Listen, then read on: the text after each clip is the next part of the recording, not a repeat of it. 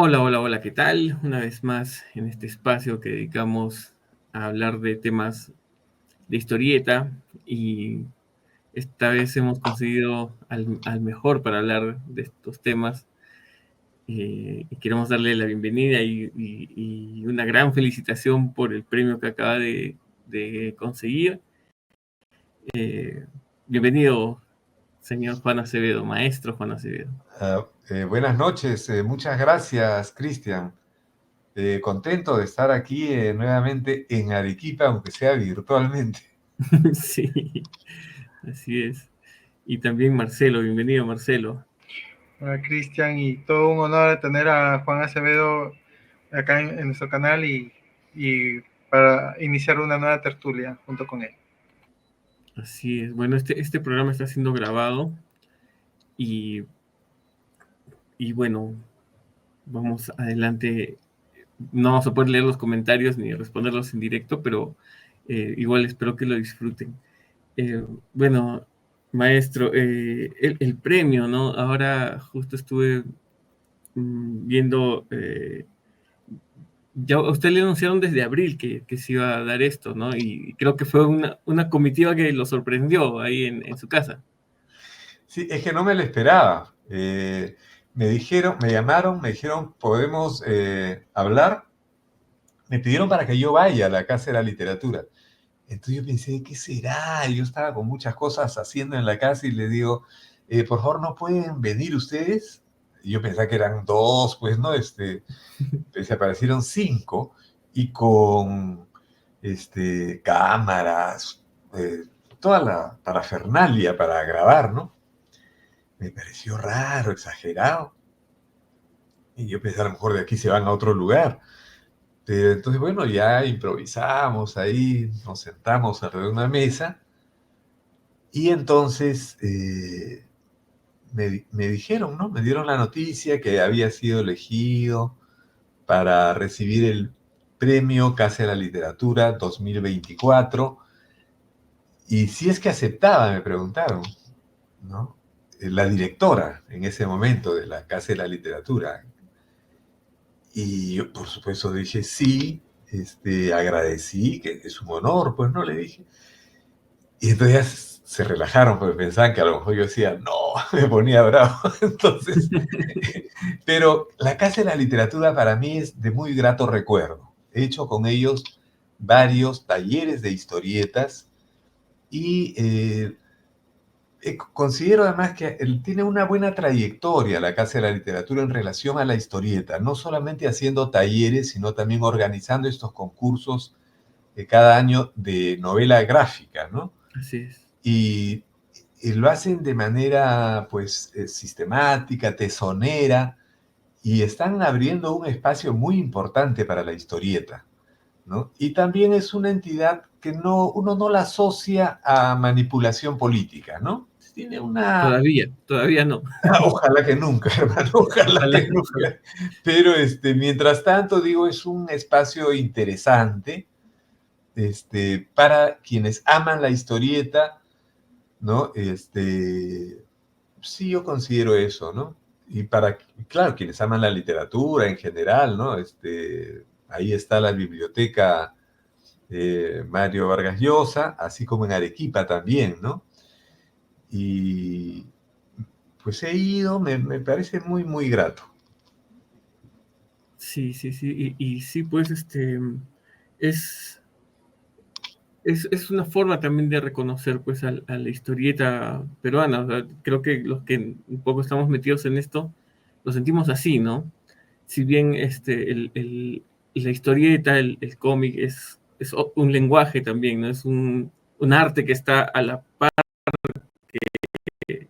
que la literatura, que el cine, que el teatro, pues el cómic, gracias a este premio que usted está recibiendo, creo que está siendo reconocido también, ¿no?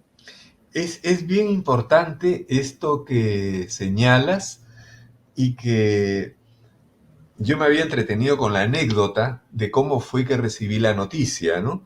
Uh-huh. Pero en relación a significación de este premio, desde luego, en términos personales, yo no voy a hacerme el falso modesto. Por supuesto me alegra, me es grato, ¿no? Pero hay un valor también que tiene esto, más allá de la circunstancia, ¿no?, de que yo lo reciba, y es desde el punto de vista del medio.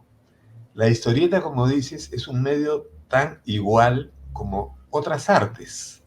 Sin embargo, hemos visto en nuestra vida, desde niños sobre todo, quiero decir, en un tiempo anterior al actual, cómo era menospreciado este arte, cómo era tratado como un arte menor, se decía, como si hubiesen artes mayores y menores, ¿no? Esta mirada propia del siglo XIX, ¿no?, en la cual se consideraba, por ejemplo, a las bellas artes, y se pensaba, cuando se habla de bellas artes, se pensaba en la pintura, en la escultura, en la arquitectura, ¿no? O sea, era una onda neoclásica, ¿no? Y la historieta es un medio, claro, que se inventa a fines del siglo XIX en Norteamérica. Hay toda una disputa sobre esto, ¿no? Porque Sí. hay la posición mayoritariamente europea, que dicen que la historieta se origina en Suiza, en Ginebra, y la crea el profesor Rodolphe Töpfer.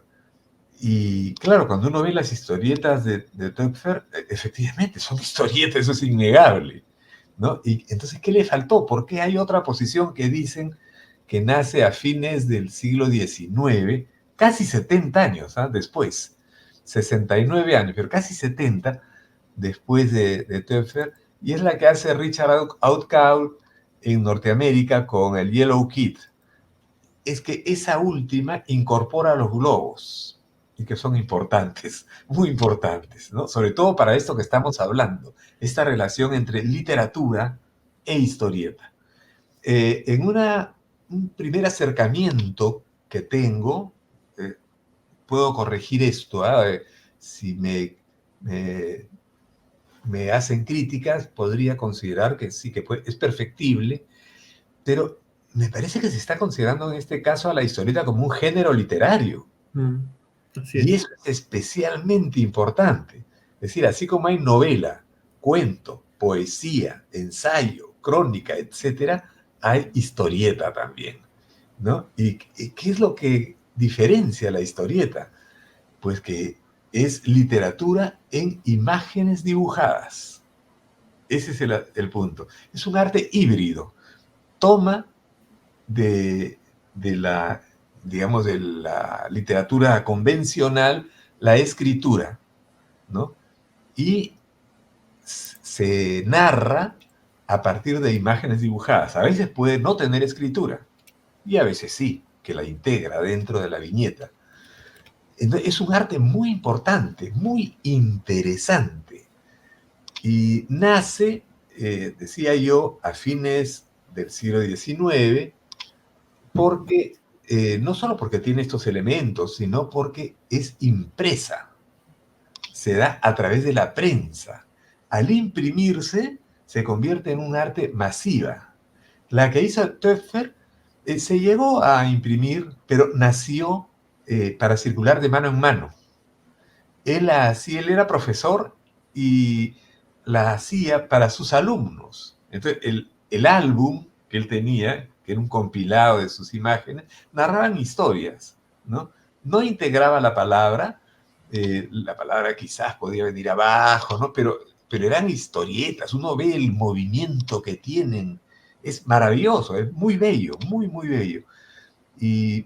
Pero no estaba hecho para publicarse de manera impresa, ¿no? Después ya se publica, aún en vida de Töpfer, se publican álbumes, ¿no?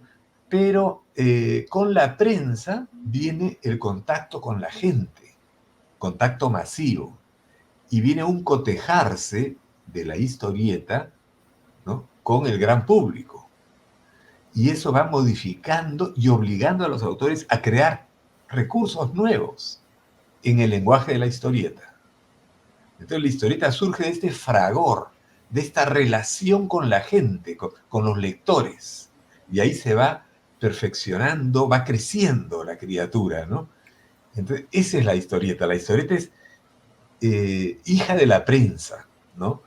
Nace en la imprenta, quiero decir, como medio masivo, y vincula al periodismo, que es su primera casa, quien cobija a la historieta durante 30 años, no se independizó de, de los periódicos.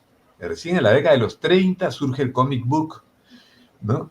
Entonces ahora esta otra posición, la que dice que fue en Europa que se inventa, ¿no?, la historieta, ellos reivindican que aquella historieta, la del profesor Töpfer, es la predecesora de la novela gráfica, ¿no?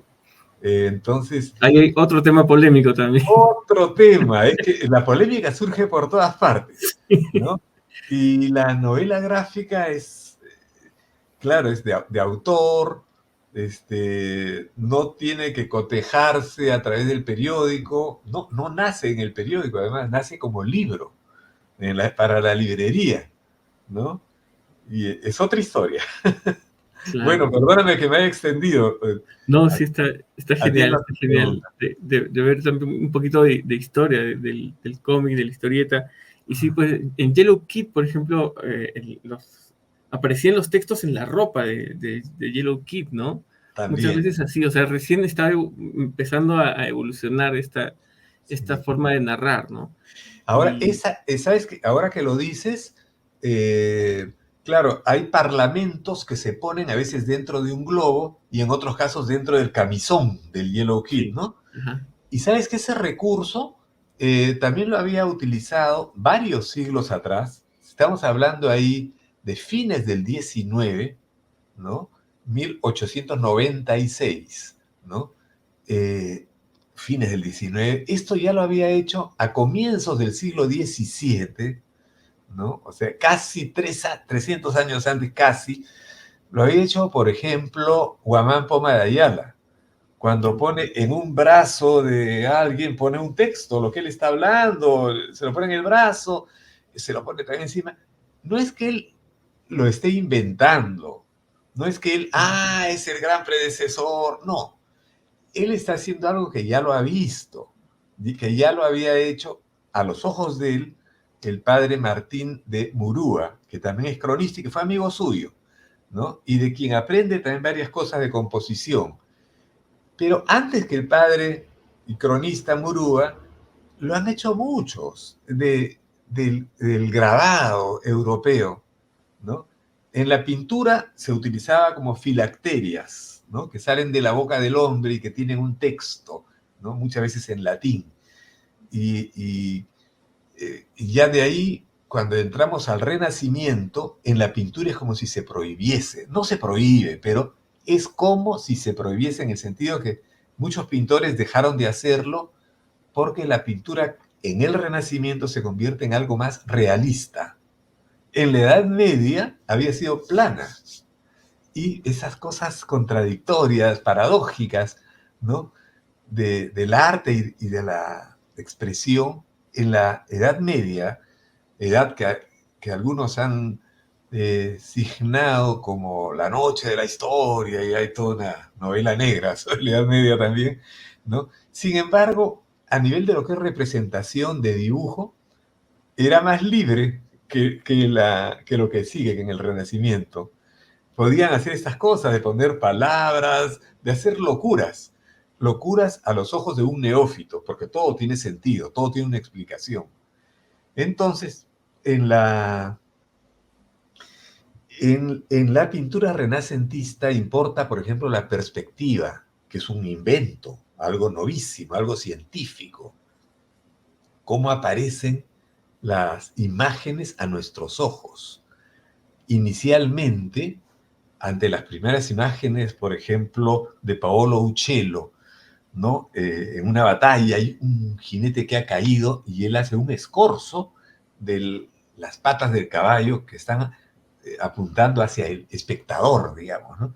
La gente no entendía qué es eso, no lo podía descifrar, ¿no? Y la gente se rayaba, los que veían eso, muchos no entendían, ¿no? Y entonces era un escorzo, era algo visto desde un ángulo no usual. Ellos estaban más acostumbrados o el caballo paradito o en movimiento, de perfil mejor todavía, para poder entenderlo, ¿no? Si hacemos un caballo viniendo hacia nosotros, a eso ya nos bloquea, ¿no?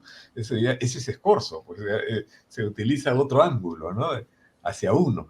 Entonces, vean cómo el arte es también una forma de ver la realidad. Y la gente se acostumbró luego a ese nuevo arte. Las letras no son parte de la realidad, es una convención, ¿no? Pero cuando hablamos, pues no se ven, no es algo auditivo. En la historieta sí se ven, y en la historieta se crean recursos, ¿no? Que enlazan, se conectan con todo lo que se había inventado antes, con las cosas de la Edad Media también. Se recuperan, no habían llegado a la historieta a través de la pintura, en algunos casos sí, pero en otros a través del grabado.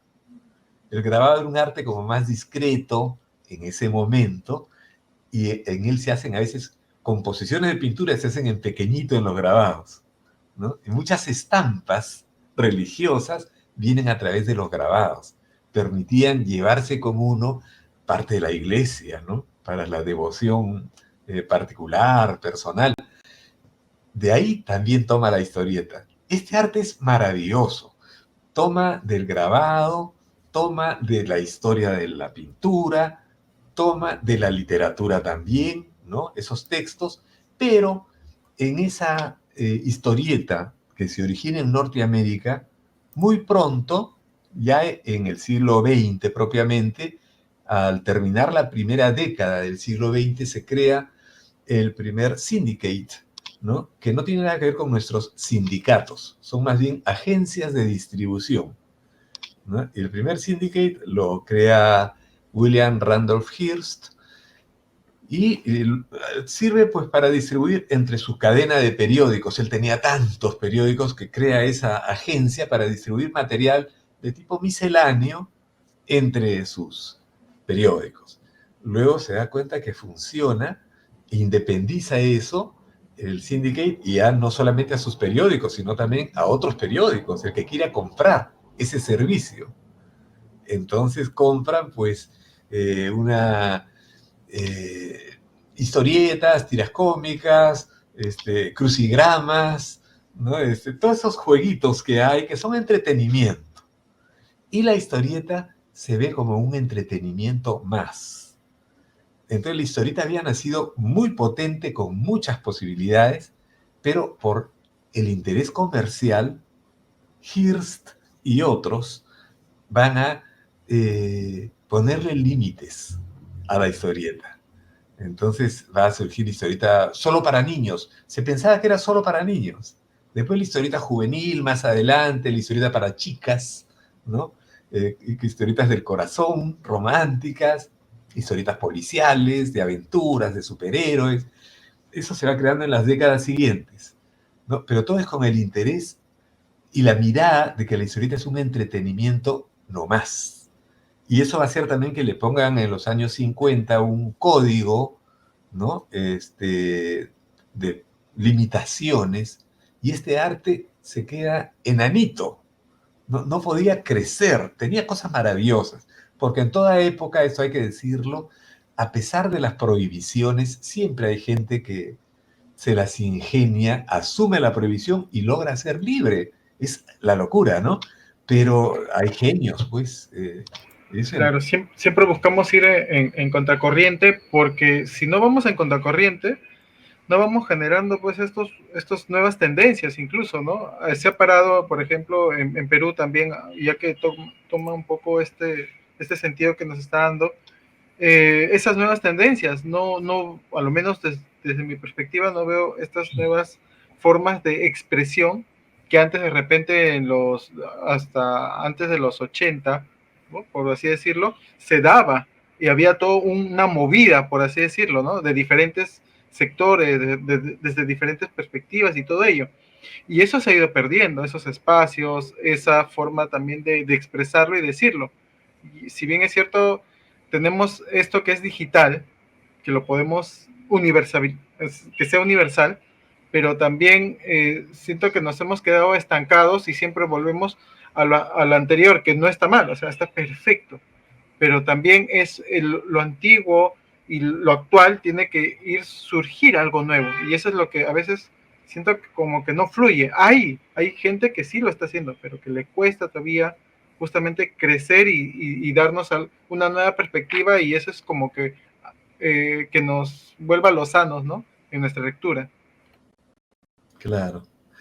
Me da la impresión que se han perdido espacios que antes había para la historieta. Han surgido otros nuevos también. O sea, es un movimiento así de que tiene sus más y sus menos. Entonces, ¿en qué hay más? Y que antes no había.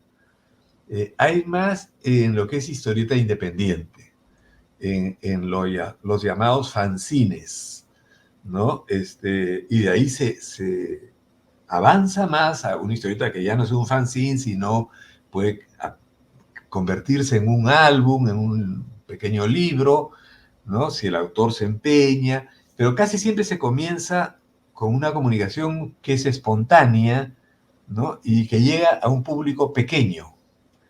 Veníamos, por lo menos en lo que era mi infancia, la única historieta que se veía era la que estaba en los kioscos. Y ahora, en cambio, uno va a los kioscos y ya no hay historietas. Entonces, es tremendo. Pero mira, los más y los menos por todas partes. ¿Ah? Antes el kiosco era una fiesta de colores, de historietas diversas. Estaba lleno de historietas. Entonces llegaba el niño, el joven, y maravillado pues, ante tal universo de historietas, ¿no? Y ahora que tenemos internet, sin embargo, en los kioscos no se ven historietas. Hace tiempo se ha ido perdiendo. Con las justas se ve casi es el monopolio de Condorito, ¿eh? Cosas así, ¿no? Sí, o sea, ¿por qué? Porque son chistes en el sentido literal, ¿no? Porque en el Perú le hacíamos chistes a las historietas. Chistes era un sinónimo de lo que desde los años 80 se llamó cómics, ¿no? Pero en el Perú nunca se dijo cómics antes. En el Perú decíamos chistes. ¿No? A mí se me ocurrió, buscaba un término para mi libro, para hacer historietas. Y se me ocurrió decir historietas. En el Perú no se decía historietas, decíamos chistes. Yo buscando un término más internacional, me di cuenta que historietas funcionaba, por ejemplo, en las cosas que venían de Argentina, ¿no? Y también de Chile. Y la palabra historieta la debemos más a Argentina, a Chile, a Paraguay y a Uruguay. O sea, es más del cono sur la palabra historieta. En el Perú se decía chistes. Y luego, en Colombia se le decía muñequitos, ¿no? O macaquitos. En México, cuentos. O también monos, ¿no? Cuentos. En Brasil es cuadriños, ¿no? Y de manera más completa es historias en cuadriños, ¿no? O sea, historias en cuadritos. Y todas estas denominaciones, todas, no he encontrado una que sea perfecta para el medio. Todas adolecen de algo. O sea, sirven para acercarnos al medio, pero todas tienen su algo criticable, digamos, ¿no? Insuficiente, diríamos. Porque en francés es bande dessinée, que es buena, es cercana. Banda dibujada, ¿no? Pero no siempre es una banda. Sí. Los formatos son diversos. Y entonces tampoco, la palabra historieta tampoco le parece que es la correcta. A mí me encanta, Sí. encanta, pero de todas maneras es un término que nace como peyorativo. Sí. Historieta la utiliza Ricardo Palma, sabes que me da una pena tremenda y rogaría a los que aman la literatura si encuentran esta cita. Yo la vi una vez y no la he vuelto a encontrar, en donde Ricardo Palma se califica a sí mismo: yo soy un autor de historietas, dice. ¿Ya? Me parece una maravilla. Él no hace referencia a la historieta de que estamos hablando ahora, sino aquel hace historias ligeras. A los microhistorias. Claro, estas microhistorias que tienen un carácter ligero, chascarrillo le llaman también en español. Nosotros no utilizamos esa palabra, está fuera de nuestra habla, ¿no? Pero historieta es un término lindo, pero de todas maneras es peyorativo. Entonces, claro, lo no hay fue, ¿no? problema, depende de la significación que nosotros le damos. Entonces, por ejemplo, Venezuela nace como un peyorativo de Venecia, ¿no? Entonces, claro, esto les pareció, oye, por decir un barrio como Belén en Iquitos, ¿no? Casa sobre el agua, aquí, esto es una Venezuela, pues, ¿no? No es Venecia. Nadie piensa en eso ahora. Es el nombre de un país y punto, ¿no? Entonces, en el caso de la historieta, yo recuerdo, mira, dos casos, curiosamente, dos personas mayores que yo y expertas las dos en el habla nuestra, en el uso de la lengua castellana. Una era mi maestro Luis Jaime Cisneros, que fue presidente de la Academia de la Lengua. Y no sé si fue antes probablemente o luego de Marta Hildebrand, que no fue profesora mía, pero era mi amiga y había sido la directora del Instituto Nacional de Cultura cuando trabajé ahí yo, pero ahí no nos conocíamos. Entonces, Marta también fue presidente de la Academia Peruana de la Lengua. Bueno, los dos, en conversaciones conmigo, en ocasiones distintas, sonrieron, les dio risa cuando yo dije, yo soy un historietista. Y a los dos se les escapó la sonrisa porque, ¿qué cosa es ser un historietista? ¿No? Para nosotros, que sabemos de lo que estamos hablando, es el autor de historietas. Y ni se nos ocurre que sea peyorativo el decir historieta, nos parece perfecto, ¿no? Pero ellos que no eran fanáticos de la historieta, la conocían de lejos, digamos, no la habían leído, la habían gozado seguramente, pero no estaba en su campo de preocupación. Y entonces, historietista, sonrieron y no me comentaron nada. Y yo tampoco tuve que aclarar nada, ¿no? Pero yo digo ahora, cuando me acuerdo de los dos, que yo los he querido y los quiero en el recuerdo, es como decir, yo hago cuentecillos. ¿Y cómo te llamarías a ti mismo? Cuentecillista. Entonces, da risa la palabra, porque decir cuentecillo ya es un peyorativo, es un diminutivo en ese caso, ¿no? Pero decir historieta sí es despectivo, ¿no? De historia, ¿no? Entonces, el que hace historias es un historiador, ¿no? El que hace historieta es un historietista, decimos, y con propiedad, pero da risa el origen, ¿no? Nació como, nace de un peyorativo. Y de repente esa sonrisa era de complicidad, porque ella era de armas tomar y te corregía. Sí, inclusive no a los mismos reporteros les corrige en vivo, les corregía, ¿no? Entonces, sí. Esa risa que tú mencionas es esa complicidad que existe de no me meto en lo tuyo porque creo que puedo salir perdiendo. Sí, yo creo que era con cariño, porque a los dos los he querido,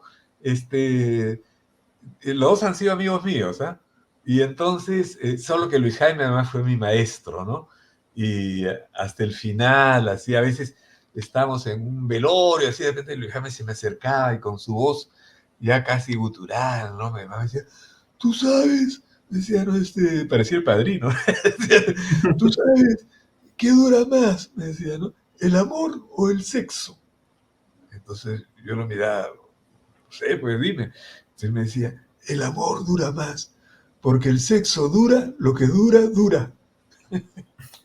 Entonces, ese es un chiste maravilloso en el cual se juega con la palabra, ¿no? Eso no es algo de mal gusto, al contrario, es excelente el juego de la palabra, ¿no?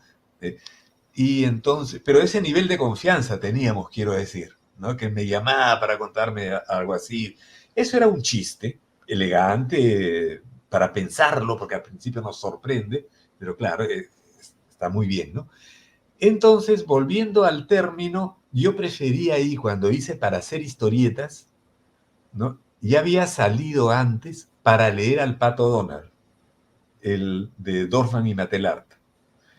Entonces, aquel libro de los años de Allende en Chile fue para leer al Pato Donald, porque era de crítica a las historietas en general y en particular a las de Disney, lo cual después ha sido saherido, ¿no? Años después, vean cómo era aquel régimen que ¿no?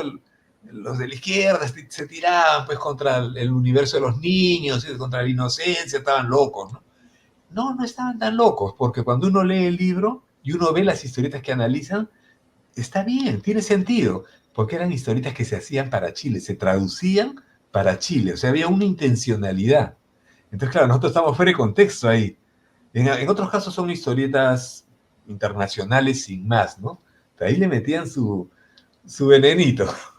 Y entonces ellos analizaron eso. Y aparte de ese detalle, tiene aportes indudables. Entonces yo había visto ese libro, dije, bueno, eso está hecho para leer al Pato Donald. Ya. Yo no quiero una cosa que sea para leer a otros, sino yo quiero una cosa para hacer, para que la gente se convierta en, no solamente en objeto, ¿no? Sino en sujeto. Que la gente no solo sea consumidora, sino también creadora. Que la gente pase de ser solo lectora a ser hacedora de la historieta, ¿no? Está muy bien leer historietas, ¿ah? Por supuesto, ser lector ya es algo maravilloso, es un placer, ¿no?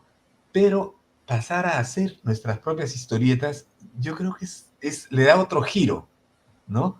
Y todas las personas saben leer y escribir, ¿no? Muy bien, eso no los convierte en Vargas Llosa, pues, ¿no? No todos son grandes escritores. Lo utilizo para comunicar una idea, ¿no? Lo utilizo para mis memorias, para decir cualquier cosa. Muy bien, nos sirvió ser alfabetos. Fantástico. Algo semejante tendría que ser con la historieta. Nos sirve para expresarnos, nos sirve para contar cosas, pero el primer nivel, el de la expresión, ya lo sitúa en la posibilidad de hacer arte también, o por lo menos hacer una descarga y dibujar algo, ¿no? Entonces es un lenguaje híbrido, como digo, compuesto de imagen dibujada y palabra escrita, y que es maravilloso. Entonces, con este premio, creo que se está otorgando también a la historieta un reconocimiento como medio, ¿no? A mí hay amigos que me han dicho, oye, como Bob Dylan, que le dieron el premio Nobel, ¿no? Entonces, bueno, yo digo, está muy bien, pues es otro medio, la canción, ¿no? Es otro medio. También interesante, es música y palabra, ¿no? Y palabra cantada, ¿no? El nuestro es palabra escrita y dibujo, ¿no? Así es. Estamos en la época de las fusiones, estamos en la época de las artes se van juntando, ¿no? Sí, pues, y el cómic quizás nació de la conjunción de varias artes, ¿no? Con el cine también, o sea, tiene mucho de cine también, o sea, los encuadres, desde dónde se va a enfocar lo que se va a ver en cada viñeta, o sea, eso también se saca mucho del cine. Y bueno, y al final de cuentas, pues, creo que la reflexión sería que en cuestión de arte, en cuestión de cultura, no debe haber jerarquías, ¿no? O sea, el cómic está a la par que la literatura, que el teatro, que el cine, y bueno, creo que con eso Sí, deberíamos quedar. es verdad, y también, por otro lado, es interesante ver cómo las artes comienzan a confluir. Ujú. Entonces, por ejemplo, un espectáculo como Íntegro, ¿no? De Oscar Natters. Ahí no solamente hay danza, pero también hay video, ¿no? Hay video, pero también hay esculturas que pueden estar puestas allí, hay pintura, hay una serie de música, o sea, hay varias artes que se juntan, ¿no? En el caso del cine y la historieta son artes hermanas, ¿no? La historieta se adelantó al cine en varias cosas, porque crecieron juntas también. Por ejemplo, el ángulo en subjetivo lo inventa Winsor McCay Y los cineastas se quedaron lelos cuando vieron eso y recién lo tomaron para el cine, no se había dado en el cine, ¿no? Y él lo hace en un entierro en el cual la narración la hace desde el punto de vista del muerto. O sea, toda la escena se ve a través de la ventanita aún abierta del ataúd, ¿no? Y entonces vas viendo las caras de la gente, cómo se acercan a verlo, hablan cosas, hasta que llega el momento en el cual ya lo van a enterrar. Entonces, claro, cierran, debe ser un vidrio, algo, se ve cómo cae la tierra, va cayendo, hasta que tapan en la oscuridad total. Eso se hizo primero en la historieta. También lo que son muchos de los traveling, ¿no? Laterales. En la historieta no necesitaban la cosa física, pues que en el cine los ponían sobre rieles y corrían con la cámara, ¿no? Todavía no se había inventado la cámara en mano. Entonces, hay cosas así de ida y vuelta. Sí, sí, ¿no? sí. Y la historieta, desde luego, también toma el cine, por lo pronto, toda su terminología, ¿no? Todo lo que es el primer plano, plano de detalle, etcétera, se toma del cine. Ese lenguaje se inventa, se sistematiza en el cine, ¿no? Y los ángulos de visión, pero en la historieta se crean otras cosas, como las onomatopeyas, que ya no solo imitan, por ejemplo, al sonido a través del vocablo, ¿no? Sino a través de cómo se dibuja el vocablo, de manera que se expresa, por ejemplo, un salpicar, ¿no? Splash en el agua, ¿no? Y esas letras van a expresar también el carácter acuoso, ¿no? O incendiarias, etcétera, estallidos, amorosos, etcétera, ¿no? A través del dibujo y a través del vocablo.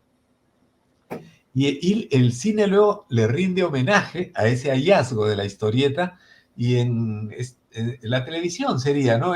Recuerdo esa serie antigua de Batman y Robin cuando eran actuadas, pero de pronto había un puñete y ponían bam, bom, toc, crack, etcétera, ¿no? Y era lindo porque era un homenaje a la historieta, ¿no? Y se daba ya en otro medio. Entonces, la historieta ha tomado prestado y ha hecho suyo recursos, como digo, que vienen de muy antiguo y también de las artes modernas. Y también la historieta ha dado. Es una cosa de ida y vuelta, ¿no? Sí. Y que, como bien dices, no hay jerarquías entre las artes. Son iguales las artes. Tampoco, por lo tanto, hay artistas mayores y menores. Son artistas, simplemente. Ahora, claro, puede haber algunos que destacan. Muy bien, ahí hay que ver por qué, ¿no? De qué manera empatizan con los lectores, qué crean, qué aportan. Se tiene que ver con estudios, ¿no? Y también quienes no aportan, quienes son más burocráticos y simplemente repiten. Todo eso se va viendo en el análisis de cada historia, ¿no? Así es, así es. Sí, pues hay que siempre ver esas cosas, ¿no? Esos matices dentro de estas artes, dentro de esto, y no discutir por cosas que no van al caso, pues hay que ser un poco más abiertos también con estos temas, ¿no? Sí, sí, Y sí, aquí sí. quería compartir esta primicia, ¿no? Ya. Fui un poco Sí, rápido con esto, está pero muy vamos. bien. Sí, me alegra, gracias. Mira, yo tengo un ritual. Bueno, tengo varios. Este es uno. Cada vez que llega un libro nuevo a mi casa, nuevo digo de los que yo hago, una edición nueva, ¿no? Entonces hago que me tomen una foto en la fachada de la casa. Ese azul es el de la pared de afuera. Y en este caso ha llegado recientemente esta edición de Paco Yunque que también ha sacado Penguin, ¿no? Y que ya comenzó a distribuirse. Su presentación va a ser el día 25 de este mes de septiembre. Se va a presentar en Sur, ¿no? Esta librería de Pardo y Aliaga en San Isidro. Y me ha gustado mucho. El formato es semejante al que tenía ya con SM, En este caso estamos solo César Vallejo y yo. Anteriormente estaba Carlos Jiménez, también, ¿no?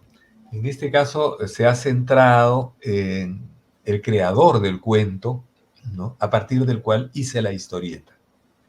Y estoy muy contento, ¿eh? El prólogo lo ha hecho Carla Sagástegui, me ha gustado mucho. Y hay también un pequeño relato mío previo a la historieta, ¿no? Y está el cuento de César Vallejo con el dibujito que él hizo, ¿no? Que yo hace poco lo he puesto en Facebook jugando con el cuy. Y, y entonces, bueno, Vallejo una indicación ahí, no era para que se publique con la historieta, sino en ese punto donde él había puesto su dibujito, el dibujante de la imprenta, es decir, el del editorial, debía hacer esa indicación suya, dibujarla bien, ¿no? Que era un niño grande que le jala la oreja a otro y el otro se la jala a uno más chiquito, y así se crea una, digamos, como una escalera, ¿no? Un degradé de la violencia, en donde el que es más grande abusa del más indefenso, del más pequeño, ¿no? Esa fue la idea de Vallejo, pero no se publicó porque el cuento que él lo creó en 1931 no se publica hasta el año 1951, 20 años después. Y Vallejo lo escribió por encargo, se lo pidió una editorial española, ¿no? Zenit. Estoy spoileando el prólogo que hace muy bien Carla. Carla Sagasti. Ella da estos datos. Yo no conocí ese detalle. Y entonces el editorial consideró que ese cuento era inadecuado para niños, ellos querían una cosa más edulcorada y el cuento era muy fuerte, muy real, ¿no? Y entonces no lo publicó, mira, y Georgette Vallejo, su viuda, luchó siempre para dar a conocer la obra del poeta, del escritor, que fue su esposo, y entonces ella consigue que una revista en el Perú publique en el año 51 este cuento. Y yo lo leo en el año 59, o sea, 8 años después, este cuento estaba en las guías escolares. Me acuerdo, era un solo librote así más ancho que la guía telefónica y que era la guía escolar, se llama. Entonces, en cuarto de primaria ha sido yo, leo por primera vez este cuento y me dio mucha pena, ¿no? Mucha pena. Y porque yo había conocido a niños semejantes a los que figuraban en el cuento. Niños como Paco Yunque, pero que no, menos indefensos que lo que aparece Paco Yunque aquí en el cuento. Yo iba de vacaciones a un pueblito en la Sierra del Norte, la Sierra Trujillana, en Otusco de la Libertad, y allí había sido amigo pues de los chicos de este pueblito, que es Chanchacap, y entonces allí los Pacoyunques, digamos, eran alegres más bien, estaban libres, jugaban en el campo, yo iba de vacaciones. Ellos me protegían muchas veces de los, ya saben, riesgos que hay a veces para un niño, sobre todo si va de la capital, urbano, digamos, que no tiene práctica a veces en la sierra, de bajar una quebrada, cosas así, ¿no? O cruzar un río, trepar un árbol, etcétera, ¿no? Que ellos eran muy diestros en eso. Entonces me protegían, me ayudaban y éramos amigos, ¿no? Nos reíamos mucho.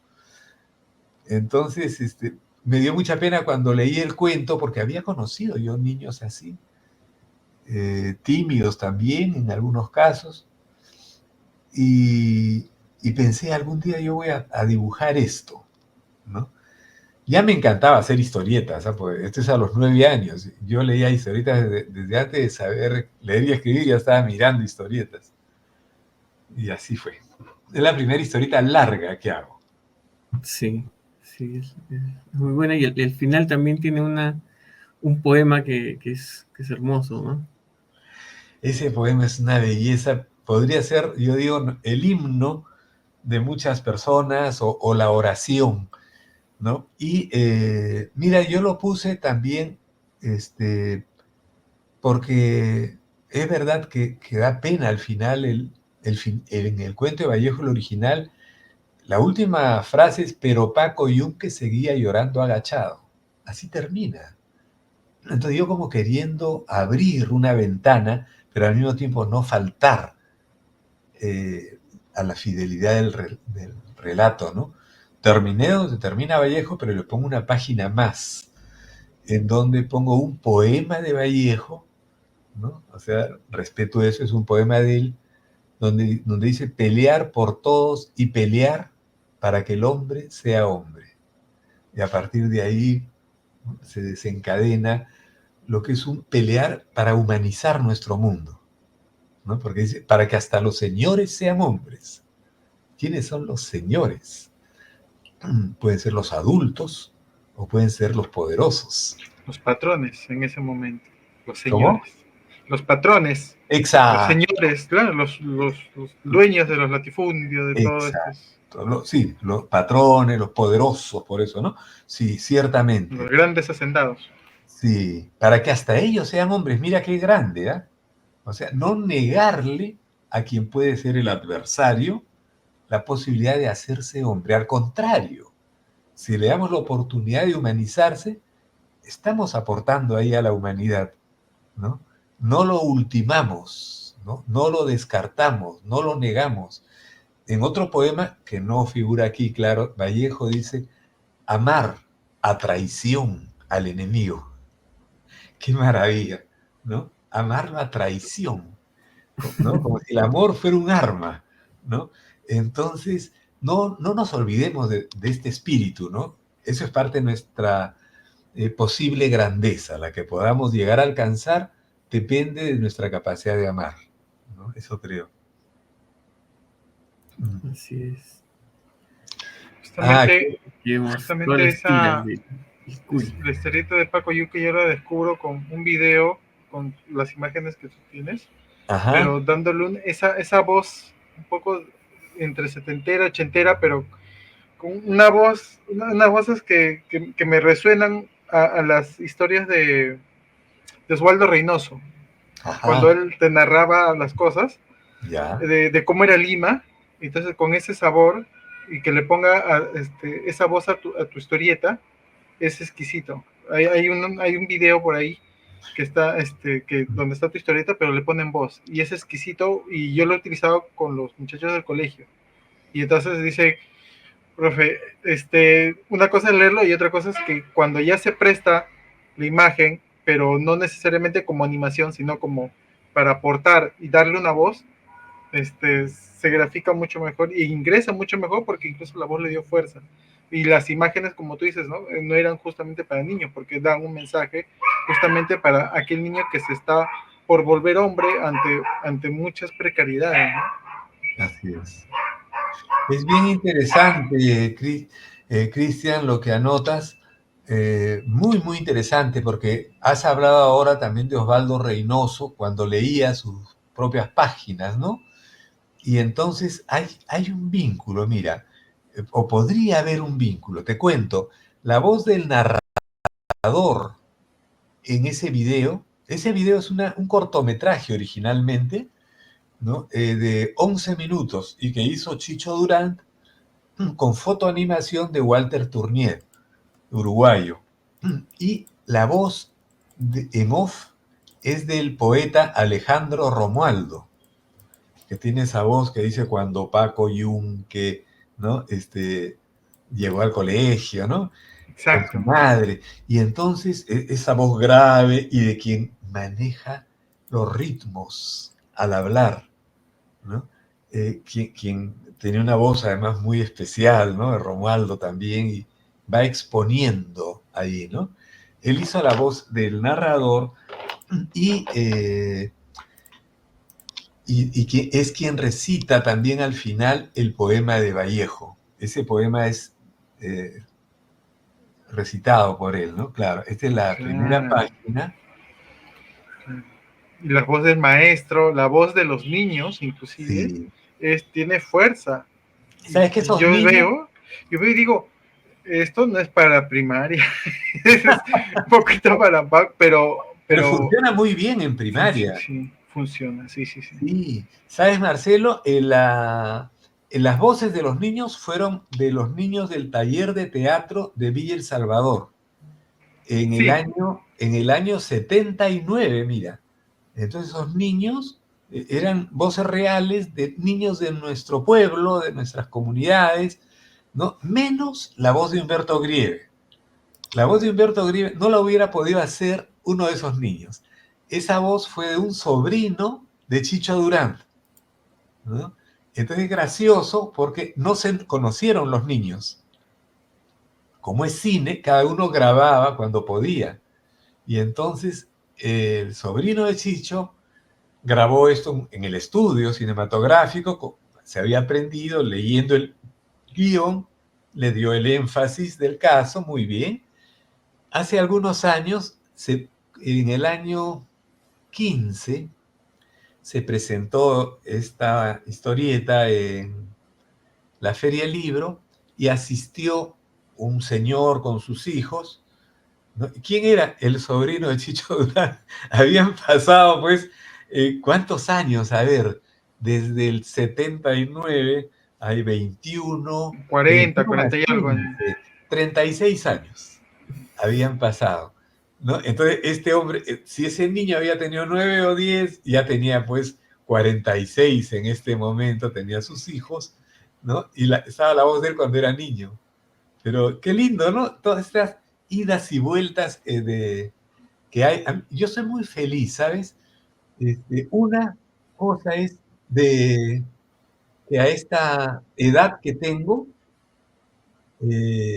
puedo ver de alguna manera cómo la vida da vueltas. Entonces, se dan anécdotas como este encuentro con este que fue el niño, ¿no? El que hizo Humberto Grieve, y ya pues es un señor con sus hijos. Y hay varias anécdotas, así que me hacen muy feliz, ¿sabes? Tanto con Paco Yunque como también con el Cuy, ¿no? Y con otras historietas.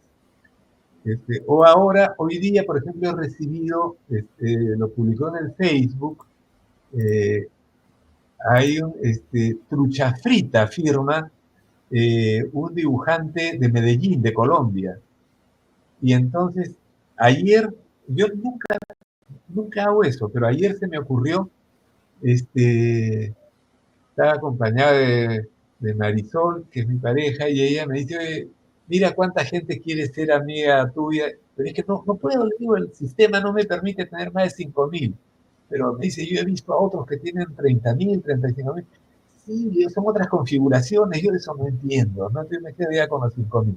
Ya, entonces, pero mira quiénes te están pidiendo para amistad. Y eran pues personas que me interesan, ¿no?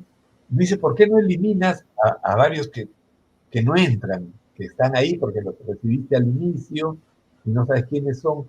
Y comencé a revisar y encontré algunos que nunca entran realmente, así que comencé a eliminar para abrir espacio a los nuevos, ¿no? Y entre ellos me encuentro que hace un año, creo, había puesto su solicitud este muchacho Trucha Frita, ¿no? De Medellín. Así, dije que es historietista, he visto historietas suyas, es interesante. Ya, a él lo incorporé. Entonces, él hoy día pone en el Facebook que ya es amigo en el Facebook. Lo ha puesto como noticia. Y lindo, porque pone lo que significó para él leer, para hacer historietas cuando él era niño, ¿no?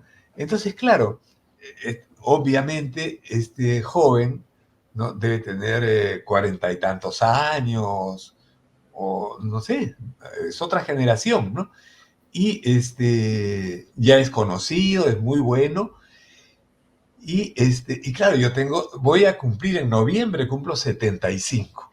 Y entonces, claro, se van dando estas convivencias con nuevas generaciones y estas conversaciones, estos encuentros, y me hace feliz cuando veo que algo significó una historieta, un libro mío en la formación de quien es un colega ahora, ¿no? Entonces es una satisfacción, ¿no? Muy especial. Esos son los premios que recibimos cotidianamente. el premio Casa de la Literatura es un premio excepcional, es un premio importante, no es lo usual, no lo recibimos a cada rato, no, esto es extraordinario para mí, ¿no? Y hay esos otros premios que son el reconocimiento de la gente, ¿no? Es una maravilla. Claro, y que lo hacen feliz. Sí. Bueno, esta foto, mira, que has puesto, este es el cubo y todas las tiras también cuando recién llegó a mi casa, el primer ejemplar, ¿ya? Y Acá entonces, está la pared azul. sí, pero este es en el patio ya, ¿no? Ya. Entonces, ¿por qué lo he puesto aquí? Porque este es mi laurel, mi planta de laurel. Entonces, está con mis laureles, está el cubo con mis laureles, ¿no? Y este es el libro, claro, de Penguin. Está, para que se vea el grosor, ¿no?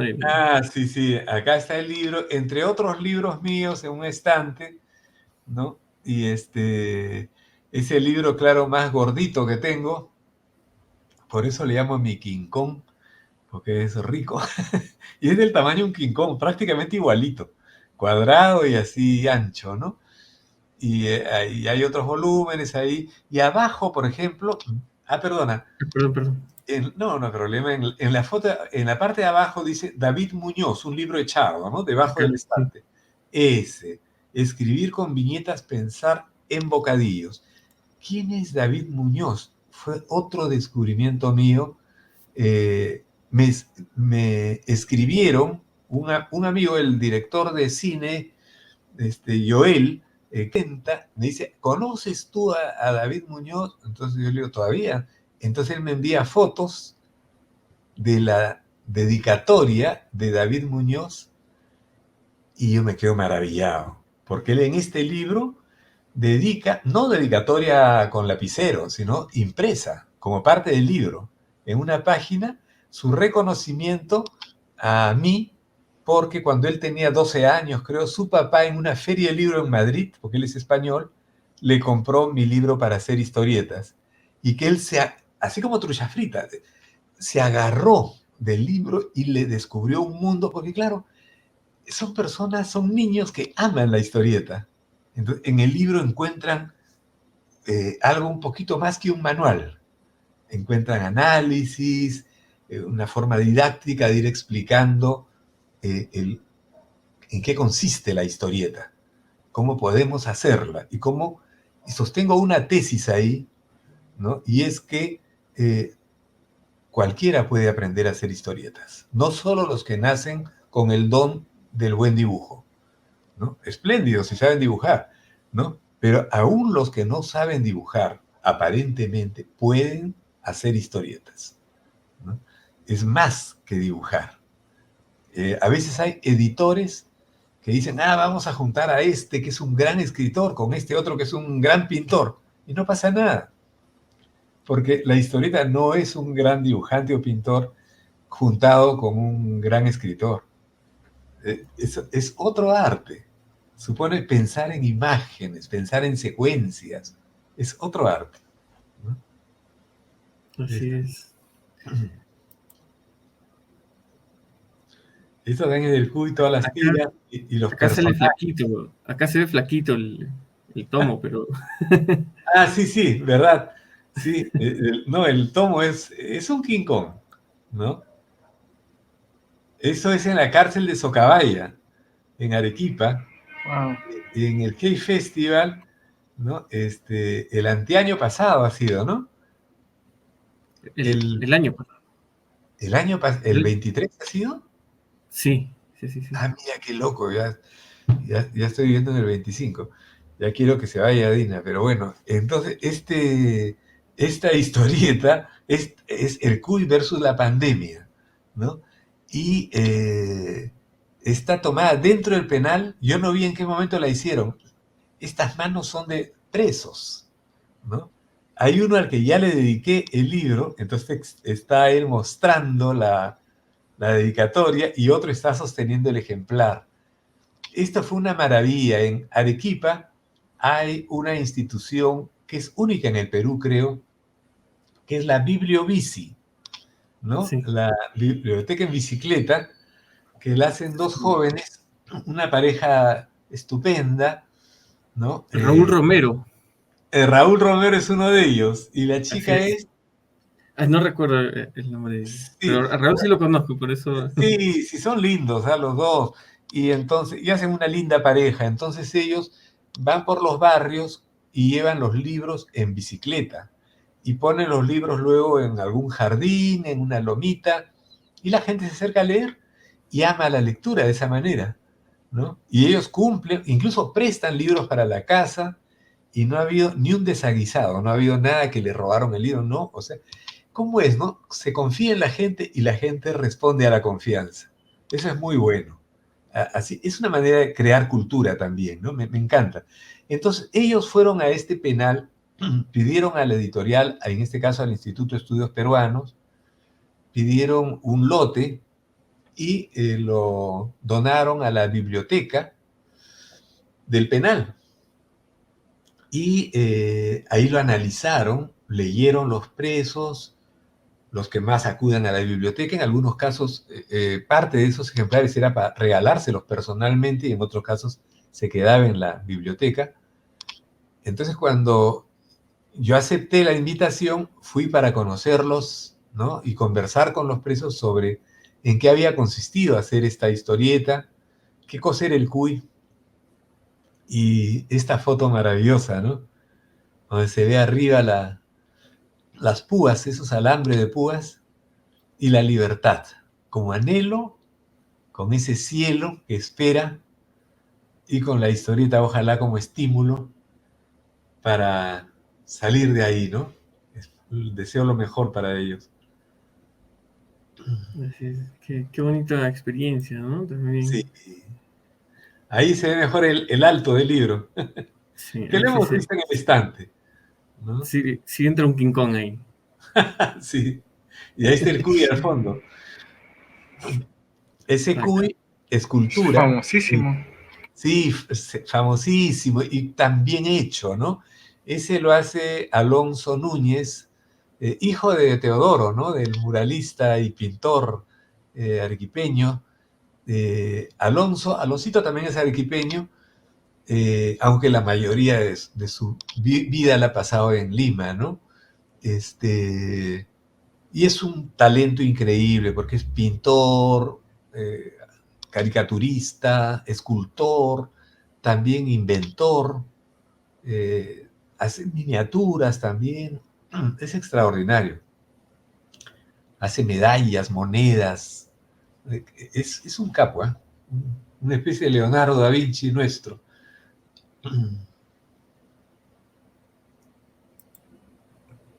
Sí, claro que sí. Y bueno, yo estuve en la presentación, pues, bueno, fue un conversatorio al final, la presentación que se hizo aquí en Arequipa, que también sirvió para presentar todas las tiras del CUY, ahí junto con Omar Ceballos, y fue una charla muy, muy bonita. Toda la gente estaba muy emocionada Ah, qué alegría. por, por tenerlo, se notaba la emoción.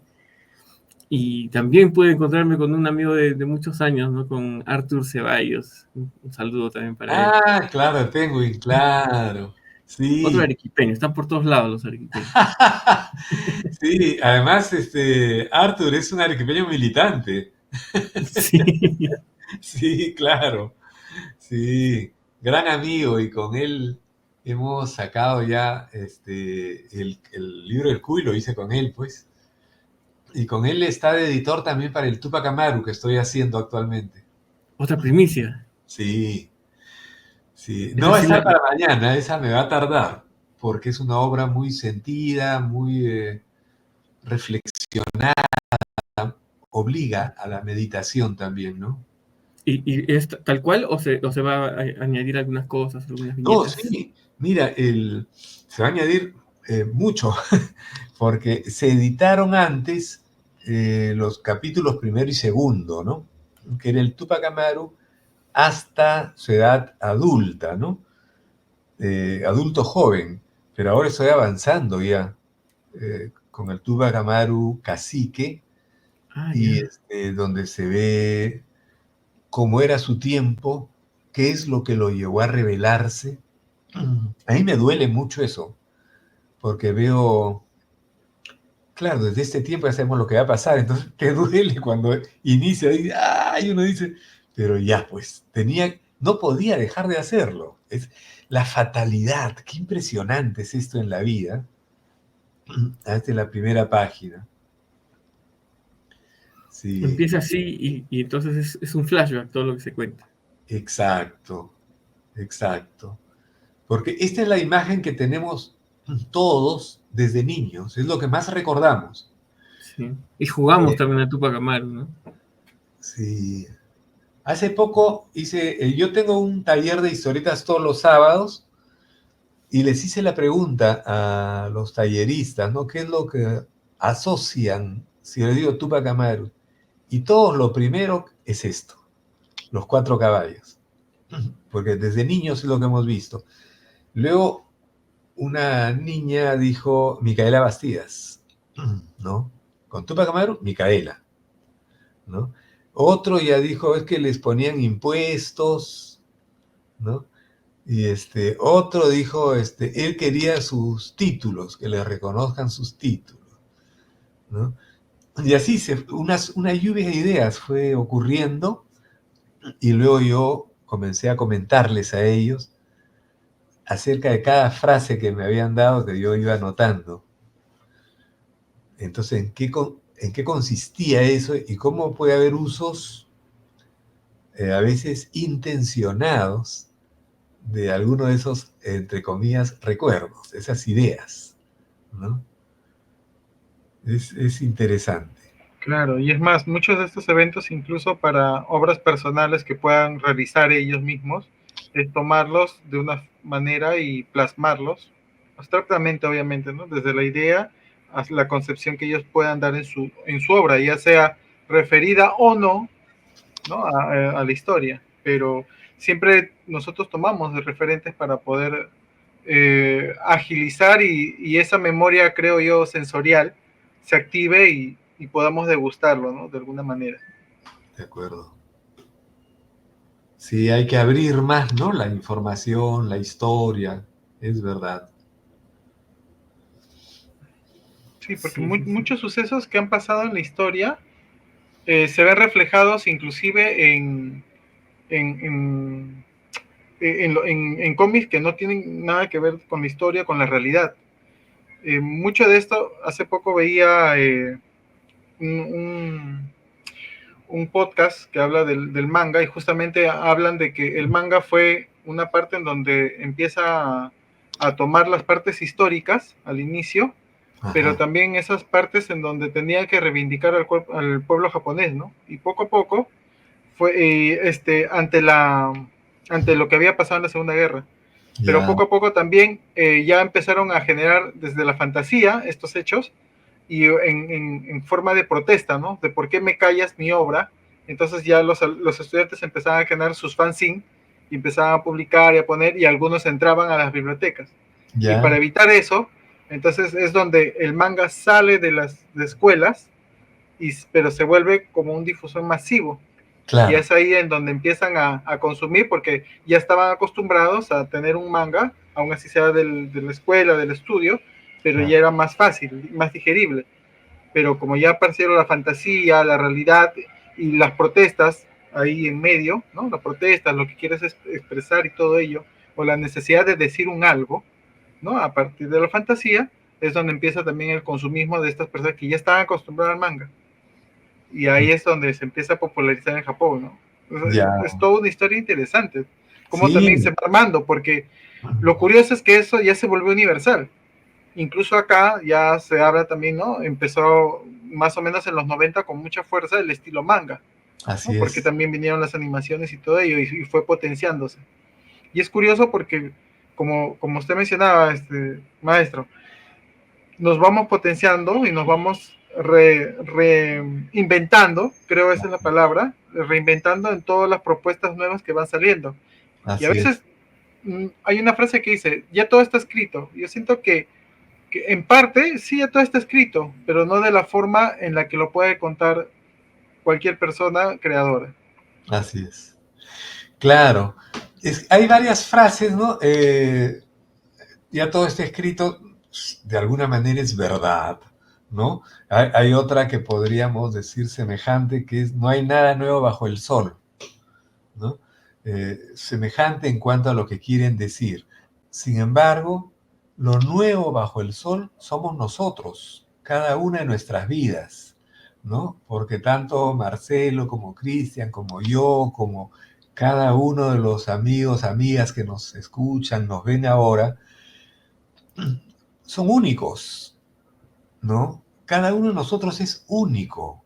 No tenemos a alguien idéntico a nosotros. Pero somos seres humanos, nos parecemos un montón, un montón.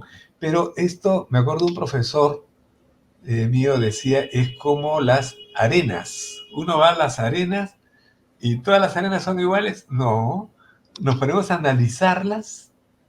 ¿No? ¿Sabes que sujetas al microscopio? No hay dos iguales, no hay dos granitos de arena iguales en todo el planeta. Entonces, asombrosos, son distintos. Nosotros también. Cada uno de nosotros tiene su propia historia, su propio papá, su propia mamá, cada ser humano. Eso es lo nuevo bajo el sol. Y entonces, antes que nosotros han habido millones de millones de millones de gente como nosotros, pues sí, pero no iguales. Estamos en otro momento de la historia. Entonces, esa unicidad es irrenunciable.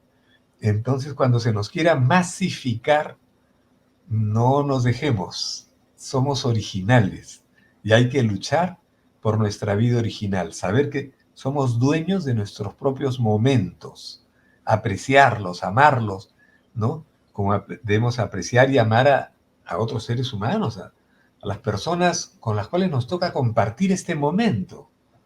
Es un regalo la vida, ¿no? Y entonces hay que saberlo apreciar. Interesante lo que menciona, maestro, porque algo que yo he guardado cuando fui a Carboncito, Ajá. porque justamente ahí es donde yo lo conocí. Ah, ya, ya. Ahí. Sí, sí. Y me acuerdo que fue un 17 de diciembre, ahí está todavía. Ah, ahí está.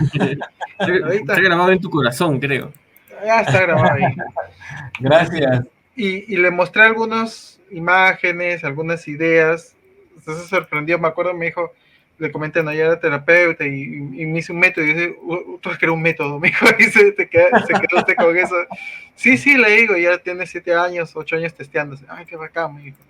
Y le mostré unos dibujos de algo Inca, le expliqué que iba a hacer algo más suelto y todo, y me dijo, para adelante, sigue para adelante. Y ese consejo yo, desde ahí como que ya lo tengo retumbando siempre, ¿no? O sea, pase lo que pase, algo bajo crítica, bajo situaciones, bajo cualquier acontecimiento que pase, sea bueno o malo, para adelante. Entonces, me he quedado con eso que usted que me regaló en ese momento, ¿no? Con esa frase. Ah, gracias. Me parece perfecto, mira, pero muéstralo, para adelante, sigue para adelante. Sí. Me quedé con eso. Entonces es bueno. un momento que de repente me tomo para poder compartir, ¿no? Aquella parte en donde pude compartir algo con usted y me dio un referente, ¿no? Y yo se lo agradezco mucho. Formidable. Te agradezco también, Marcelo, por el recuerdo, porque sí, hay situaciones adversas que a veces enfrentamos y que nos pueden desarmar, desarticular, nos pueden sentar, así nos quedamos patitiesos, ¿no? Y lo que hay que hacer es seguir para adelante, ¿no? Aquí yo quería entrar un poquito en este tema del Love Story, ¿no? Que es desde los 80s, tiene este recorrido, que seguro en algún momento también le pedirán recopilar y sacar una nueva edición. Pero es estas viñetas tienen un recorrido bastante amplio, ¿no? Dentro de la historia política del Perú.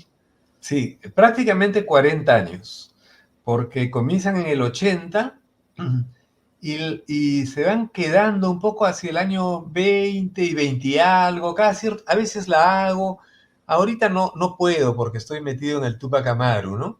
Pero cada cierto tiempo me provoca. Yo he tenido fundamentalmente dos historietas de tipo político. Una es Love Story y la otra es Curaca. Curaca era una tira cómica, ¿no? En la época de Ollanta, ¿no? Y esta es Love Story, que era una pequeña secuencia coyuntural. O sea, es caricatura, pero al mismo tiempo caricatura con relato. Entonces se convierte en una pequeña historieta, pues. Y tenía esta característica que la primera viñeta se identificaba al personaje y luego era las sombras, sombras chinescas, ¿no? Y me gustaba en estas secuencias iniciales con Morales Bermúdez y Villanueva del Campo, me gustaba crear ritmos, ¿no? De tratar a la sombra y crear ritmos con ella, ¿no? Meterle un poquito de música al relato gráfico. Sí, está genial. Este es cuando Edipo Rey, ¿no? Se va a matar ahí, se quita los ojos. Yocasta. Sí, y sale, y hay burlas y todo, ¿no? Permanente. Esta es otra época, cuando se dio la estatización de los bancos. Entonces yo creé este personaje Banquito, que tenía un pie por cabeza, ¿no? Y entonces aquí es una burla con la época de Alan, pues, ¿no? Papá le dice, ¿no? El otro pata le mete un cachetón, lo detesta ya, ¿no? La consagración de esta página, de esta en particular, es cuando yo estaba viendo el noticiero de la noche, ¿no? Panamericano, y estaba Humberto Martínez Morosini, ¿no? Que era el conductor del programa, y recuerdo la cara que puso y de repente sonrió un poco, quedó siempre tan serio, y dijo, en Villa El Salvador nació un fenómeno, un pollo, dijo, de 5 patas. Y la gente le ha puesto el nombre Banquito, dijo. Entonces, me encantó. Sí, ya el personaje había trascendido el impreso y ya estaba en boca de la gente, ¿no? Le había puesto el nombre Banquito a ese pollito que había nacido con 5 patas. Un Y engendro. también servía para hacer chipeos, ¿no? Estos chipeos es como formar parejas de Sí. políticos. Y hay una que es Sí, muy, muy buena, que es con Morales Bermúdez. sí, claro. Que como estaba por dejar el poder, le caían pretendientes. Pero él había elegido a Villanueva del Campo. Él quería con el APRA, pues, no le ligó. Sí. Pero él, es que realmente había movidas de él que parecía que quería favorecer al APRA. No al APRA como partido, sino como opción de gobierno, ¿no? En ese momento. Ese es con Bedoya y con Banquito, justamente, ¿no? Le pega duro al pobre Banquito.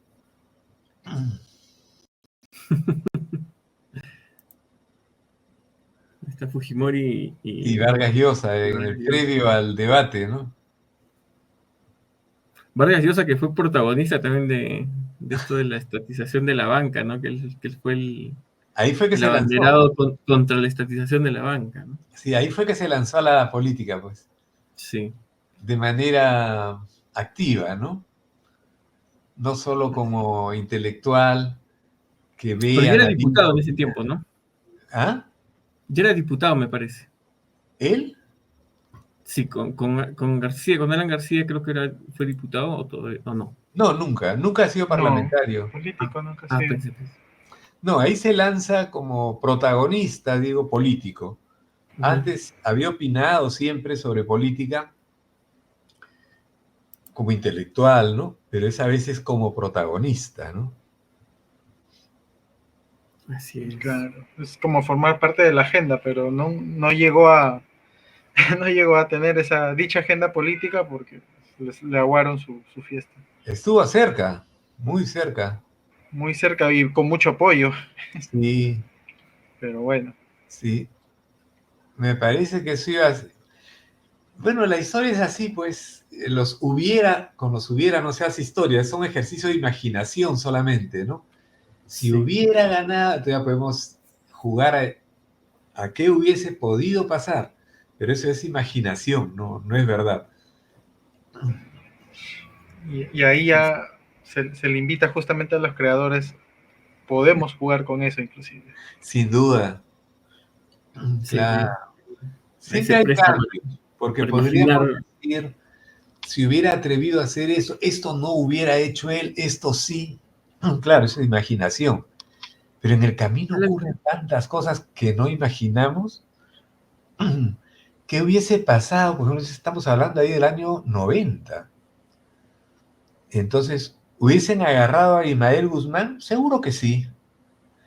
Sí, Yo creo que él hubiera favorecido a los equipos de investigación, lo hubiesen agarrado.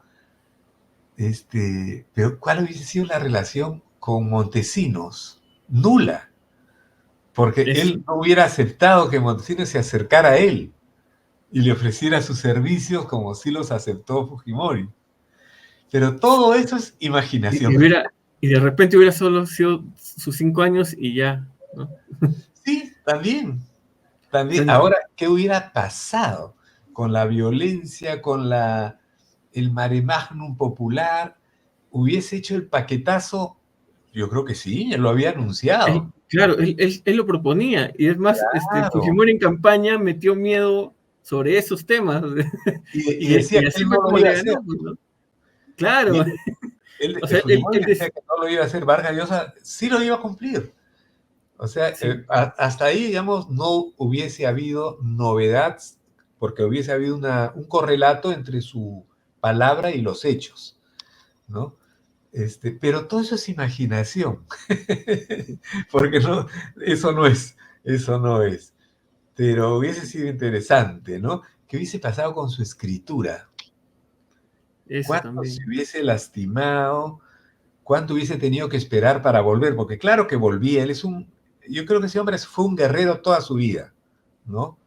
El hecho de haber llegado a los 80 y tantos que tiene ahora y continuar escribiendo, habla de que hay una consecuencia con su vocación principal, pues, ¿no?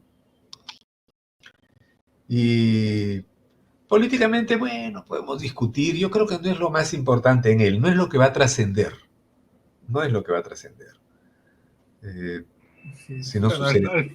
al final está en el mundo de las letras, es Así su es. universo. Entonces, y Claro. para ir a otro universo también tienes que forjarte, ir haciendo y creando y generar un movimiento. Y eso toma su tiempo. Y Oh, creo que con lo prestado a veces no va, no tienes se que puede, forjarlo. porque eso más bien eso más bien impidió, creo, que él ganara. O sea, los aliados, la propaganda que comenzaron a hacer cada uno por su lado, él no podía controlarlos. Y había otros como Cornetita también, que parecía que era él, pero no era él. Había un Pardo por ahí relacionado con bancos que hacía lo que le daba la gana. También habían indisciplinas en los aliados, ¿no? Entonces, es tremendo, ¿ah? Es tremendo. Ahora estoy trabajando la historieta sobre Tupac Amaru y los aliados de Tupac Amaru no le hacían caso. Entonces, es bien difícil ser político, ¿eh? Sobre todo de un gran También, frente e iniciar una gran gesta. Uf, es y el papel complicadísimo. también de Micaela Bastidas es muy importante, ¿no? En la revolución de Tupac Amaru, porque ella era la logística, ¿no? Sí. Ella manejaba todo eso y era quizás mejor, no sé, quizás era mejor militar que él. Él era más ideólogo, pero como Sí. militar no llegó a descollar. Su primo hermano sí, Diego Cristóbal, dura 3 años y dio varias sorpresas a los españoles, o sea, militares. Tupac Amaru, José Gabriel, no lo veo descollar como militar, ¿no? Pero sí muy interesante como hombre de ideas, sumamente importante, esos llamamientos que hace, es el primero que hace llamamientos a todas las sangres. O sea, él llama a los españoles que viven acá, también a los criollos, a los mestizos, desde luego, a los negros, a los indios, ¿no? Y ¿qué le importaba? Que amen al Perú, que quieran estar aquí, que no hagan daño, pues, ¿no?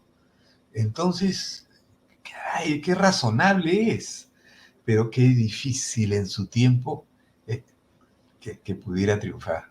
Y hasta ahora.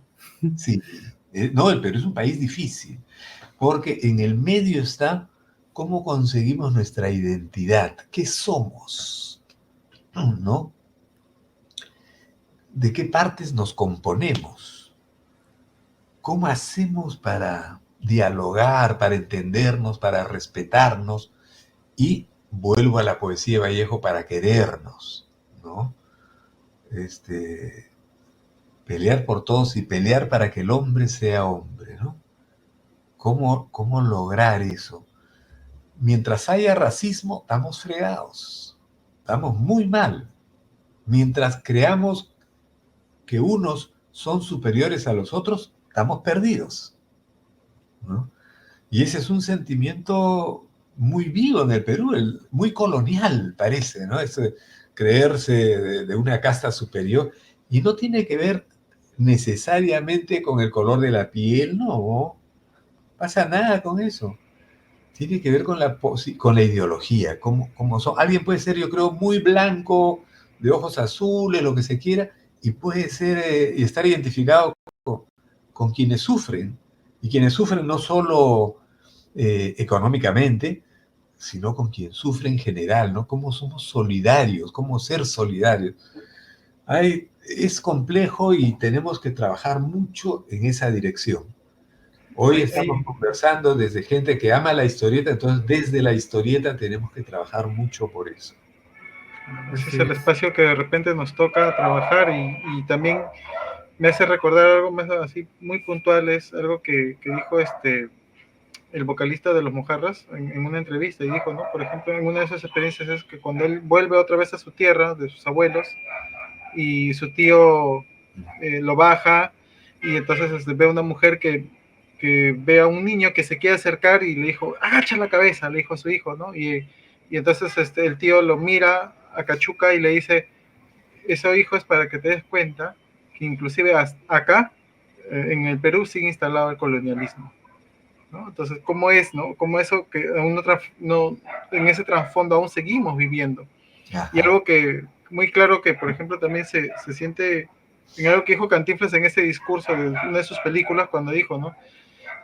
Romper esa barda, ese muro, ¿no? Que se refería justamente al muro de Berlín, ¿no? Entonces, yo creo que más que generar nuevas barreras es romperlas y tratar pues de generar esa empatía, ¿no? Con el otro que estamos perdiendo. No sé si vamos bien, tanta tecnología nos ayuda ya para humanizarnos o deshumanizarnos y hay que ver esa balanza que a veces no está tan a la disposición. Sí, de acuerdo. Ahora que mencionas lo de la tecnología, quizás algo que debiéramos hacer, quienes trabajan desde los colegios y otras instancias, ¿no? Es juntarnos más, alternar más entre nosotros, ¿no? No vivir en compartimentos estancos, así cada uno en lo suyo, en su barrio. Ya sabemos, hablando de muros, el muro ese de las casuarinas aquí, ¿no? Que separa lo que es el barrio privilegiado del barrio desfavorecido, digamos. Dicen que lo van a tumbar, probablemente, pero el miedo que tienen también es inmenso y no sé qué pasará. Sí, pero bueno, al final esa es una barrera física, pero hay otras que no son físicas y que esas son las más difíciles. Son las más importantes. Uh-huh. Sí. Y bueno, vivimos, yo creo, en un país profundamente racista y partiendo desde la premisa de que el racismo no es algo que con lo que se nace, sino que es algo que se aprende, ¿no? Totalmente. Y es pues difícil, ¿no? En una familia en la que uno vive con ese profundo racismo y no solo con eso, ¿no? Sino con una superioridad que te le enseñan desde tu casa, que te dicen que tienes que mirar a todos por encima del hombro, y lleno de racismo también, ¿no? Y pues eso es lo que tenemos que poner sobre la mesa y discutirlo y cambiarlo, ¿no? Porque está mal, está muy mal. Sí, muy mal, muy mal. Sí. Pésimo. No sé si es el principal problema del Perú, ¿eh? Cómo nos miramos a nosotros mismos, Sí. el racismo. Me contaba a mí el Chema Salcedo, que cuando él llegó al Perú, porque él nació, claro, él es vasco, nació pues en Euskadi, ahora, en esa época, el País Vasco, ¿no? Y vino, creo que a los 5 años de edad, algo así, al Perú, con sus padres, hijo único, y bajan del barco y van a vivir a una quinta en Miraflores, ¿no? Clase media, ahí esforzándose, ¿no? No les sobraba nada, una quinta, varias casas chiquitas. Y él se paraba, hacía mirar a otros niños que jugaban ahí pelota en la quinta. Y entonces los miraba paradito en su puerta hasta que los otros niños se dijeron, oye, ¿quieres jugar? Cuando la pelota salía, entonces él la pateaba de vuelta. Entonces le dijeron, lo invitaron a jugar, entonces jugó con otros niños de 5 años de edad, imagínate, jugando un partidito ahí. Y de pronto se abrió una puerta a una vecina, una señora, que lo llamó a él, ven, le dijo. Entonces él se acercó a la señora, ¿no? Y le dijo, no te juntes con ellos. Y él se quedó asombrado. Esta criatura de 5 años, y dijo, ¿por qué? Le dijo, porque ellos no son iguales que nosotros. Y él volteó y los miró y le parecían iguales. Porque él tenía 5 años y ellos también. O sea, somos iguales. No se le había ocurrido nada. Porque él no había tenido, no le habían puesto esa inyección que a nosotros nos han puesto desde antes, ¿no? Que es el racismo. Entonces, él no venía de este tipo de sociedad. Entonces, él los miró y no sabía la diferencia. Eran sus amigos. Y entonces la señora dijo, ellos no son iguales que tú. Y él se quedó más asombrado, ¿no? Y después ya le explicaron que era porque él era blanco, ¿no? Porque él era español, y aquellos eran cholos, pues, ¿no? Y eran pobres. Entonces, varias consideraciones, ¿no? Y eso es bien interesante, ¿eh? Cómo se nos inocula, yo creo que desde antes de nacer, el racismo. Cuando hay una madre, ¿no? Que está con su barriga y está pensando, soñando con que ojalá que su hijito salga más blanquito y de ojos azules o cosas así semejantes, ¿no? Ojalá que sea más clarito, ¿no? Ya están metido el asunto, ¿no? Y luego cuando le comienzan a hablar y a mimar y a destacar determinado rasgo que pueda tener, entonces va a mirar a los demás también como que no son iguales, pues, o él tiene una ventaja impensada, ¿no? Entonces, esa famosa frase, para mejorar la raza. claro, Se escucha bastante, claro, sí, hay que mejorar la raza, ¿no? O sea, la que tenemos, entonces no le falta, pues no está buena, hay que mejorarla. Entonces, o si no, ay, hijito, ¿no? Has empeorado la raza. Me acuerdo un amigo ¿qué patología tendremos que tenemos que mejorar algo? y pues, estamos mal, pues entonces tenemos que mejorar porque no está bien con lo que somos, ¿no? Claro. Sí, Eso es lo que nos vende la sociedad a veces, sí. o la cultura misma. Eso Así tenemos que es. superarlo, tenemos que burlarnos de eso, reírnos, no perder el buen humor, y si tenemos que ponernos bravos, pues nos debemos poner bravos, ¿no? Pero hay que combatir eso, ¿no? Sí, hay que combatir. Que Hay en que estos últimos detestar, en tiempos, realidad. se ve un retroceso enorme en estos temas. Se ha retrocedido un montón y con unos discursos muy, muy básicos, muy baratos, que todo el mundo está comprando y que no. Desde el Congreso, ¿no?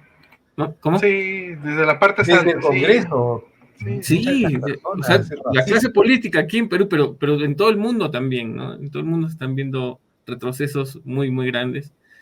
Que bueno, la pandemia creo que va a ser un punto de quiebre de varias cosas y ojalá pues que no sea tan malo como pinta la cosa. Bueno, maestro Juan, creo que ha sido una excelente charla que hemos tenido hoy día. No hemos hablado de todo un poco, hasta de fútbol. Que no Maravilloso. merece. Eso es No merece maravilloso. tanto, pero Hablar pero con bien. libertad, como Sí, patas. Así que estamos en una esquina en Yanaguara charlando. Eso es lo mejor. así es, así es. Genial. Bueno, nada, pues ya con esto nos despedimos. Es un gusto tenerlo. Muchas gracias por otra vez estar aquí. Espero que también en un tiempo volvamos a tenerlo. Y nada, Marcelo, tus palabras finales. Sí. Muchas gracias, maestro, por estar con nosotros. Reitero, me quedo con esas sabias palabras que dijo para adelante, ante toda circunstancia. Justamente este año he tenido esa circunstancia y he ido para adelante y creo que oportunamente llegaron también sus palabras y hicieron meollo también en mí.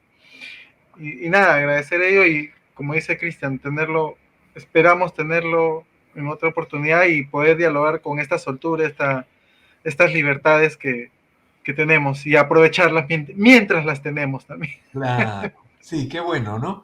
Claro, bueno, muchas gracias, Cristian, Conejo, ¿no? Y Marcelo, muchas gracias. Muy contento, como siempre, de estar con ustedes, que es estar un poco también, como decía, virtualmente en Arequipa. Y ya nos veremos nuevamente, ¿no? Me ha gustado mucho también esta pichanguita de conversar sobre varios temas. Y sí, tirar para adelante, mantener la actitud, no desarmarnos, ¿ya? Podemos comprendernos un momento, pero yo recuerdo a un amigo mío que es Gustavo Gutiérrez, el padre Gutiérrez, ¿no? Cuando le hablan de nostalgia y él dice, para nostalgia, dice, boleros 10 minutos y después tirar para adelante, o sea, vivir nuestro presente, ¿no? Cuando escuchemos eso que todo tiempo pasado fue mejor, ya, pero cuidado, nuestro presente, defendámoslo. El Ir aquí y para ahora. adelante, mejorar ahora, ¿no? El Así aquí es. y ahora. Eso, muy bien. Bueno, Gracias a todos los que nos ven y escuchan. gracias a todos. Que verles sus likes, que compartan y que se suscriban también al canal, que es gratis. Así que nada, pues gracias por el apoyo y gracias a todos los que nos verán pronto. Formidable. Nos vemos. Gracias, Nos vemos. Adiós. Chao.